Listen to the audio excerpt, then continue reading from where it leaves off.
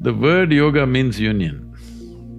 Union means whether you are aware of it or you're not aware of it, right now you're happening here as a part of everything else.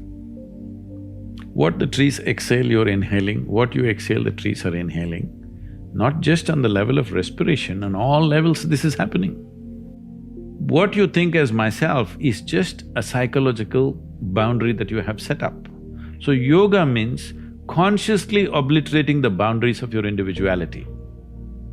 So if you sit here, if you experience everything around you as myself, this is yoga. If you experience all this as myself, do you need morality? Be good to people, don't harm them, don't do this, don't do that, would it be necessary? No. Did anybody teach you out of these 5 fingers, this is a small finger, don't cut it off? Is there a morality needed like that?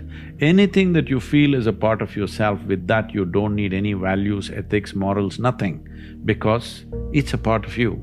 This is what yoga means. You experience everything as a part of you. When somebody experiences the whole universe as a part of himself, then we say he is a yogi.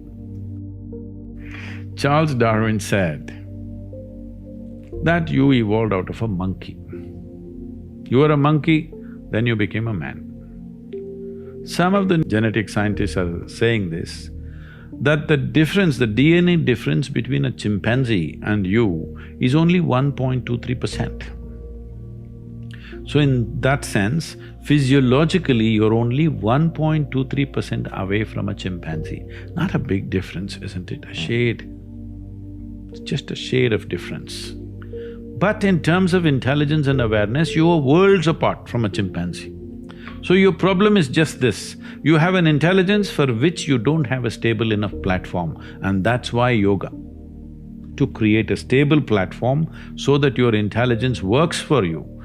Right now, you may call it so many things, so many exotic names have come up. Stress, tension, anxiety, depression, madness, all kinds of things. All this essentially what it means is, your intelligence has turned against you, that's all. You can give any number of reasons, but essentially, your intelligence has turned against you. If your intelligence was working for you, would you create blissfulness or misery? Bliss. This is all. Why your intelligence has turned against you? There's no stable enough base. So the entire yogic system is about this, that you create a stable base so that your intelligence works for you. If your intelligence turns against you, no power in the universe is going to save you, you are a done thing. If you become what you make up, unfortunate, isn't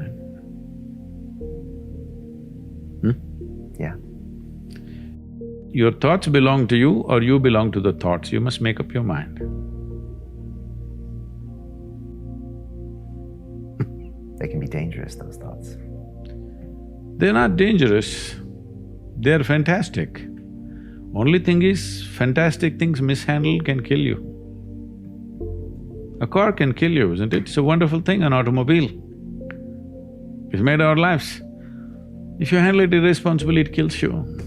Every possibility is like this. Every possibility, if you do not harness it, it becomes a problem. So the same goes for your cerebral capability. If you do not harness it, it's a serious problem. It's taking away 80% of the human beings are simply suffering. They don't need any outside help. They're on self-help. To understand, when I say I'm thinking this, another word, another way of saying it is, I'm making up this, I'm making up that. You can make up whatever you want, as long as you enjoy it. To transform your life, you want to do it in 2 minutes. So is that what your life is worth? So if your life is worthwhile, is it not important that you invest a certain amount of time and energy rather than looking for this stupid stuff of one mantra with which I will transform my life? It will not happen like that. That's the reason why most people have remained the way they have remained, because they've not invested in their well-being. So it's a serious long-term investment. It is not long-term. I would say, if I ask you, is your life worthwhile enough to invest 30 to 32 hours of focused time to bring some basic transformation within you? If I teach you a way where you can manage your chemistry the way you want, but we need 32 hours of focused time, do you think your life is valuable enough for that much investment, I'm asking? Yes. Then you must invest, that's what is called in an engineering program.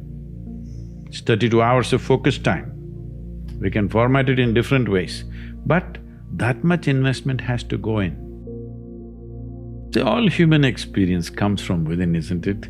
I don't know what kind of geniuses thought these things. I know in America there must be a million books telling you how to, milk happiness from something else or somebody else but all human experience is generated from within. What comes from within you must be the way you want it, isn't it? Isn't that simple enough, I'm asking? What comes from around you may not be the way you want it, but what comes from within you must be the way you want it. If whatever happens within you the way you want it, will you be blissed out or miserable? Blissed out. See, most people understand complexity as intelligence. If they make themselves difficult, they are supposed to be intelligent. Making a simple thing difficult is not intelligence. Making a very complex thing simple is intelligence, isn't it? So wrong sense of intelligence, idea of intelligence has entered people's minds. They think if they make a problem out of every solution, they're intelligent. No. If you find solutions for every problem, that is intelligence. That's my understanding. So essentially, this whole attitude and questioning and this kind of thing has happened to the world in a big way because our education is confusing people to make them believe that memory is intelligence. Memory is not intelligence. Memory is useful as data, but intelligence is a different dimension. We have gobbled this up, that we have made children believe from a very early age, if you remember something, you're smart. No. A tape recorder can remember everything. This camera can remember everything. This doesn't mean it's intelligent. So, one major aspect of my work is to separate these two. Within your experience, your memory and your intelligence are two different things. If you have an intelligence which is unsullied by memory, you will see everything just the way it is. But if you look at everything through the filters of your memory, everything is prejudiced. People who ask, all this is fine, but what's the takeaway? They want a commandment. We are talking about consciousness. Commandments won't fly. Commandments means you're trying to fix your life. Consciousness means you want to liberate your life. My intention is you must liberate your life. People come and say, Sadhguru, please teach us how to control my mind. I say, you want your mind controlled or liberated? Oh, yes, liberated, but how to control? Because they think that intelligence is a serious problem. And it's been in their lives. So what is the solution? If you remove a part of your brain, you will be fine. You're essentially complaining, I wish I had the brain of an earthworm, this human brain I'm not able to handle. Yes, that is a fact. We have come to a place where to grow our food, we need chemicals. To be healthful, we need chemicals. Today, 70% of the population is on prescription medication of some sort. To be peaceful, we need chemicals. To be joyful, we need chemicals. To be ecstatic, of course, you have ecstasy. So we are going towards chemicals in a huge way. The water that you drink is full of chemicals, the air that you breathe is like that, and the food that you eat is like that. So if 90% of humanity goes into chemical consumption, consciously or unconsciously, if they consume a lot of it, the next generation that we produce will be of a lesser quality than who we are. That's a crime against humanity. What I'm saying is, the important thing about life, whether it's a grasshopper out there or you, both of us are striving to be the fullest possible life that we can be. A grasshopper is trying to be a full-fledged grasshopper, a human being is trying to be a full-fledged human being. So suppose you cut off one of grasshopper's legs which is supposed to hop, the hopping leg, if you take it off, have you enhanced its life, I'm asking you? No.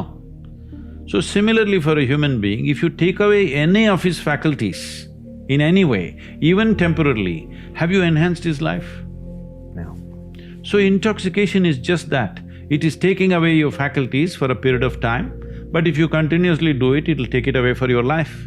So you're taking away or subjugating your faculties for a little bit of pleasure, or maybe a lot of pleasure, whatever… however you wish to describe it.